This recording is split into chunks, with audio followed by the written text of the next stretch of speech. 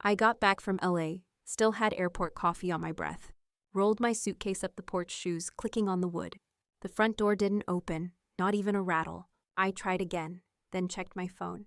That's when I saw it, a text from Gavin. "Don't come home." Just that, no reason, no warning. The heat pressed down on my shoulders. I stood there, hand on the doorknob, wondering what the hell just happened. Where in the world are you listening from? If revenge tastes sweet, hit subscribe and stay till the end. I hadn't even unpacked. The sand from Santa Monica was still stuck in the zipper of my carry-on. My name was still fresh on that projector screen in LA, Noelle Carter, keynote designer. I should have been proud. It was my first time speaking at an international architecture expo. People clapped. Strangers came up to shake my hand. And Gavin, he barely texted. Just one congrats with a thumbs up. Like he was replying to a group chat. But I brushed it off. I always did. We'd been married for 8 years. It wasn't always like that. Back then, he used to pack my bags for me, slide notes into my shoes. "You've got this. Bring the room to life." Now he mostly brought silence. I used to think it was just work stress. He ran a financial advisory firm, dealt with high net worth clients. Lots of deadlines, late dinners, mood swings. Still, something had shifted. It started with the small things. Him locking his phone when I walked into the room, turning off his Apple Watch notifications at night. Once I caught him on the patio talking low into the phone. When I asked who it was, he said client stuff. But his tone? It was too soft for business. I didn't ask again. And then there was Riley, my best friend since college. We roomed together back at SCAD. Ran design competitions side by side. She was the closest thing I had to a sister. When I launched my boutique firm, she came on as my assistant. Smart, loyal, funny, always had my back. Or so I thought. Before this trip, she offered to house sit. Said she didn't trust Gavin to water the plants or feed Baxter right. I laughed. She brought wine over the night before I flew out. She even helped pick the blazer I wore on stage. Said navy made me look like I knew what I was doing. I hugged her at the airport. Told her she was a lifesaver. She smiled. Said go make them jealous. Now I can't stop replaying that moment. That damn smile. The way she looked past me just a second too long. And I keep wondering what else was she planning while I was away. The porch light wasn't on, which was strange. Gavin always left it on for me. I tried the code, nothing. Then my key, still nothing. The deadbolt had been changed. I stood there for a minute, confused, more than angry. Thought maybe it was a mistake. Maybe Gavin forgot I was flying back today. I pressed the doorbell, no sound. Pressed it again, still nothing. Then I checked my phone. One message, just one. Don't come home. No name, no punctuation, just that line. I read it twice. My throat tightened. The kind of tight that creeps into your ears, makes everything sound far away. I typed back, "What does that mean?" No response. I called, straight to voicemail. I looked around. The whole neighborhood seemed too quiet. No dogs barking, no kids on bikes. Just the hum of streetlights and the faint buzz of mosquitoes. I thought about knocking on the neighbor's door, asking if they'd seen anything. But what would I even say? "Hi, I think my husband locked me out of my own house." I sat down on the top step. Hot wood pressed into the backs of my legs. The air smelled like cut grass and rain that never came. I hadn't eaten in 10 hours. The only thing in my stomach was that airport granola bar, and now a sinking weight I couldn't name. Baxter didn't bark. That hurt most. He always barked when he heard me at the door, even if Gavin didn't come. Even if Riley didn't care. My dog always did. But that night, silence. Something was wrong. Something had been wrong. And now it wasn't hiding anymore. The next morning, I still hadn't slept. I booked a cheap hotel off I-95. Felt like the whole room was sweating. The AC wheezed. Something rattled in the wall. The pillow smelled like bleach and old perfume. I laid there staring at the ceiling. Then I texted Riley. "Are you okay?" No reply. "Call me, please." Nothing. I called twice, straight to voicemail. Her inbox was full. I told myself maybe she lost her phone, or maybe she was just asleep. But something in me already knew she wasn't going to answer. By noon, I couldn't take it anymore. I called Mallory. She worked events downtown, knew everyone saw everything. "You heard from Riley?" I asked. Mallory hesitated. Not directly, but I saw her the other night. "Where?" "At the Monarch, a boutique hotel Gavin and I used to go for anniversaries." My stomach flipped. She was with someone, Mallory continued. I didn't want to assume, but Was it Gavin? I asked. My voice didn't sound like mine. Pause. Yeah, I think so. He checked in. She used his last name. My breath caught. His last name? Yeah, Riley Whitmore. They even had champagne sent up. The call ended, but I stayed there, phone pressed to my ear long after the line went dead. Riley, my Riley. She was wearing my blazer 3 days ago, helping me pack my skincare, feeding my dog. And now she was sleeping in my hotel, using my husband's name. I wanted to scream, throw something, break something. But I didn't. I sat on the edge of that hotel bed, arms wrapped around my knees, heart beating so loud it shook the room. I didn't cry. Not yet.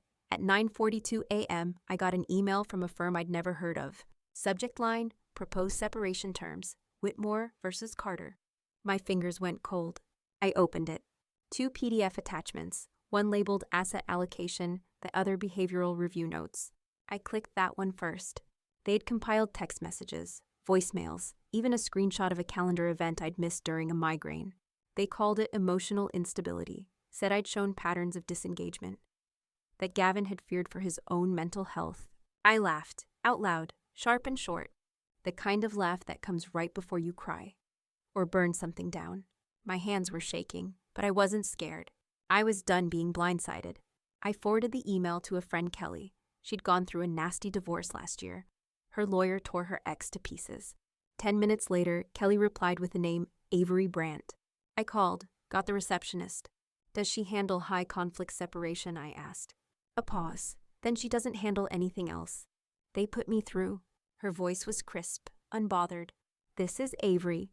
I told her everything in one breathless run. The locked door, the hotel, the email. She didn't interrupt, didn't gasp, just listened. When I finished, she asked, "What do you want?" I blinked. What do you mean? Do you want him back? Do you want him hurt? Or do you want to win? I didn't hesitate. I want him to regret ever thinking I was stupid. There was a pause, then the sound of a pen clicking. Good, let's begin. Does your house have cameras? Avery asked. Only the main floor, I said. Gavin controls most of them. What about any he doesn't know about? I paused. There was one, a tiny nanny cam I'd hidden in my old drafting shelf. I bought it during a security scare last year. Never told anyone, not even Riley. It's in the study, I said, where I keep all my client blueprints. Check it, Avery replied. Now. I drove back to the house, not to the front. I knew better now. I parked down the street, snuck around the side, and tapped into the back router. The signal was weak, but the drive was still uploading to the cloud. I downloaded the last 2 days. Then I called in a favor Eli, a freelance IT tech I'd worked with. He showed up an hour later, greasy laptop bag slung over his shoulder. You think they did something? I think they planned something. We watched the footage in silence. There they were, Riley in my chair, Gavin pacing like he owned the place. Once the papers go through, he said, she won't touch a dime. She still trusts me, Riley said, sipping from my mug. She has no idea. Gavin chuckled. That's what makes this clean. Clean. I paused the video, felt my whole body flush cold. She used your name, Eli said. In the system metadata, she logged into your project files. I stared at the screen, not angry, not sad. Just still. It was all there. Timestamps, voices, plans. I forwarded everything to Avery, every second, every file. 10 minutes later, she texted back. We've got them. The apartment smelled like old coffee and lemon cleaner. One lamp in the corner buzzed. The AC clicked on then off like it was deciding if I deserved cold air. I sat on the couch in silence. No TV, no music, just me and the hum of betrayal. The file from Avery sat open on my screen, paused on Riley's face. She was smiling, holding my mug, wearing my hoodie. I thought about all the nights she stayed over, how she'd cry over breakups on this same couch, how I used to pour her wine and say, you deserve better. Turns out she agreed. She just thought my life was better. I pulled the blanket tighter around my legs. The fabric scratched. My skin was on fire, even in the cold. Then I thought of Gavin. The way he used to say, we for everything. We should remodel. We'll take that trip next year. We'll build something together. And now he'd built a whole plan without me. I closed the laptop, stood up. My legs tingled numb from sitting too long. I walked to the kitchen, ripped a page from a grocery notepad, and wrote one line. That this won't be clean. I underlined it twice. No more crying. No more confusion. It was time to be very, very clear. Avery laid the papers out like blueprints, the kind I used to sketch over coffee. Except this wasn't a home, it was a war room. We do this in 3 moves, she said. 1, stop the asset transfer. 2, expose the co-conspirator. 3, make him think he's still in control. I nodded. My hands weren't shaking anymore. The first step was freezing our joint account. Avery filed the injunction before lunch. By 3 p.m., Gavin's cards would start declining. No warning. Let him feel the floor shift, she said. Then came the records.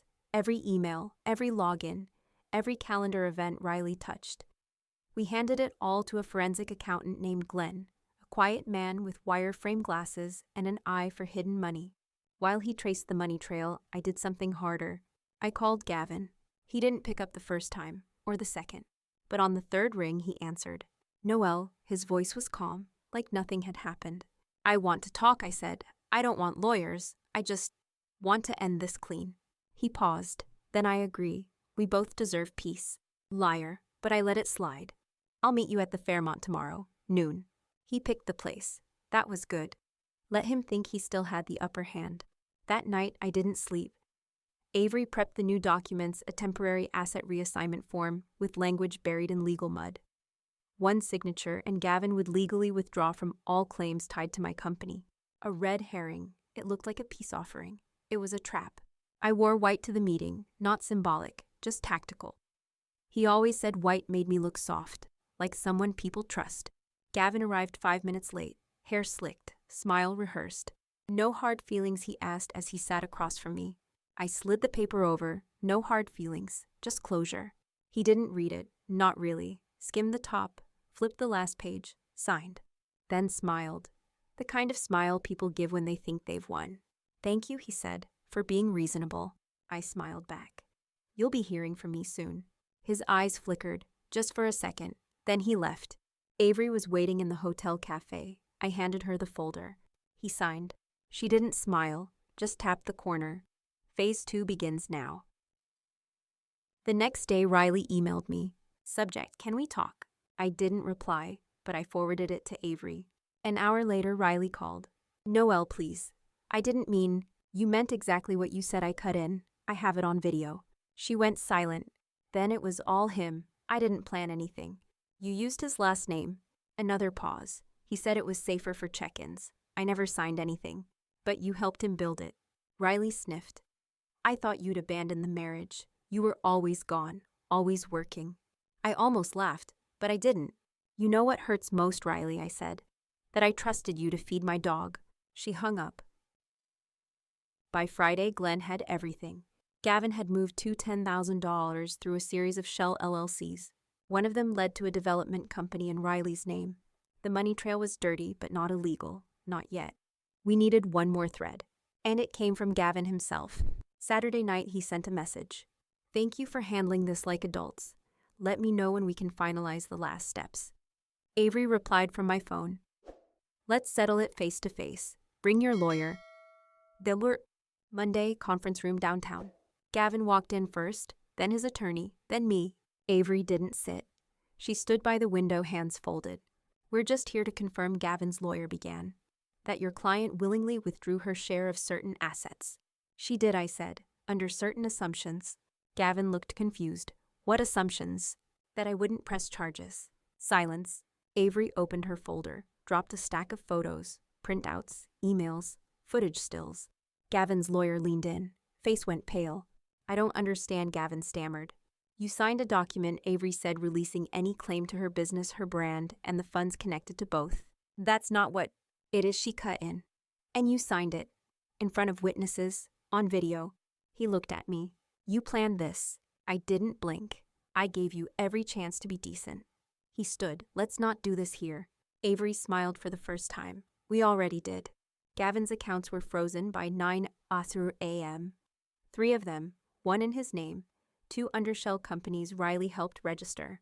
By noon, the court had issued a temporary restraining order not against me, against him. He called 6 times, left 2 voicemails. Noelle, this is getting out of hand. I thought you were better than this. I didn't respond. At 3:17 p.m., I got a call from Riley. I let it go to voicemail, then listened to it twice. I'm out. The board asked me to resign. Everything's gone. You win. No sadness in her voice, just emptiness. It didn't feel like winning, not yet. Setre.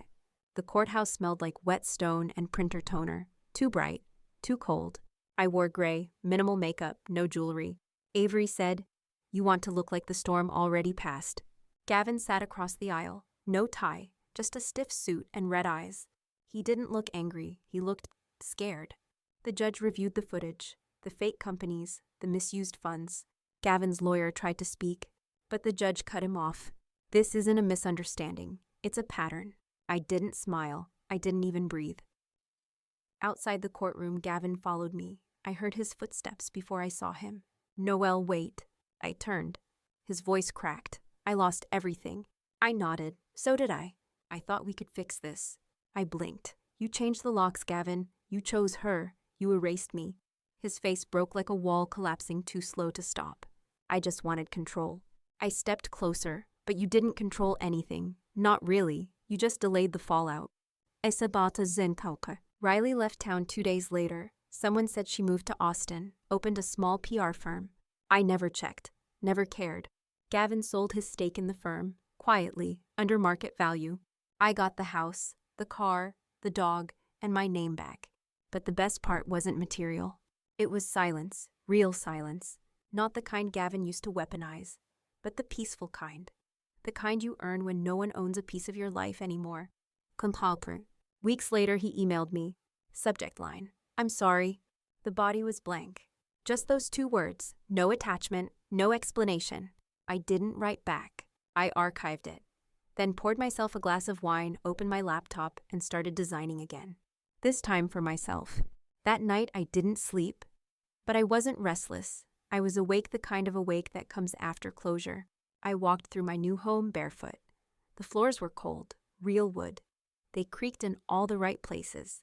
Baxter followed me room to room, tail thumping gently. I opened the front door, let in the night breeze. It smelled like salt and pine. In the distance, a dog barked once, then stopped. I thought of the last time Gavin raised his voice at me. It wasn't loud. It was surgical. "You're always gone. You care more about rooms than people. You make men feel small." Back then, I believed him. I thought maybe I was too much, too driven, too detailed, too precise. Now I know I just made the wrong people uncomfortable.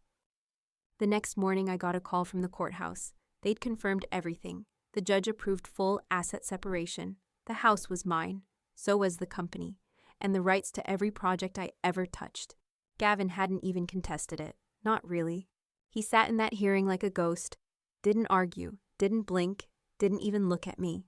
Avery whispered, "He's already collapsed. We're just sweeping the floor." The board from my biggest client called that afternoon. They'd seen the headlines, the leaked footage, the scandal.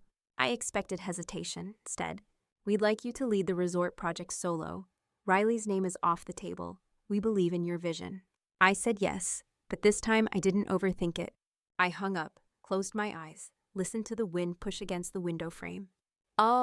That evening, Gavin texted again. "Can I see Baxter?" I stared at the message for a full minute, then typed, "Ask your lawyer." Sent, blocked, done. It took me 2 weeks to unpack everything, not just boxes, but myself. I found sketches I'd hidden under old planners, concepts I never showed anyone, color palettes I thought were too bold. I pinned them on the wall, all of them. No edits, no apologies, just color and freedom.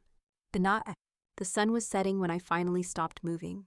I stood on the back porch, glass in hand, watching the sky turn blood orange. Baxter sat at my feet. The breeze tugged at my sweater. I felt tired, but not heavy. Not broken, not bitter. Just ready. You ever been blindsided by someone you loved too much? Ever found your breath again after months of drowning in silence? Where in the world are you listening from? And if you've ever fought for your peace, hit subscribe. Because I see you, and you're not alone. It's been 3 months. The house is quiet now, but not lonely. There's music sometimes, the kind you play while cleaning, or while dancing barefoot with a dog in the kitchen. I started painting again, not for clients, not for portfolios, just for me. There's a canvas leaning against the window, still half finished, still wild and messy. Like me, I stopped checking their socials, stopped wondering if they ever missed me. I don't need them to miss me. I don't even need them to regret it. I just need peace, and that I've got. I still walk past the old building sometimes. The one Gavin wanted to flip with Riley. It's empty now, overgrown, boarded up. Funny how fast things rot when no one truly cared about building them. Oh, Baxter barks less now, sleeps deeper, follows me into every room like he knows I won't leave again. I keep the blinds open, let the light in, let the neighbors wave. Some ask what happened, most don't. I just say it's a long story and smile, because it is. And I survived it. Have you ever rebuilt yourself from nothing? Started over because the person beside you tried to erase you? Where in the world are you listening from? Drop your city below. And if you believe healing is its own revenge, subscribe for more true stories like this.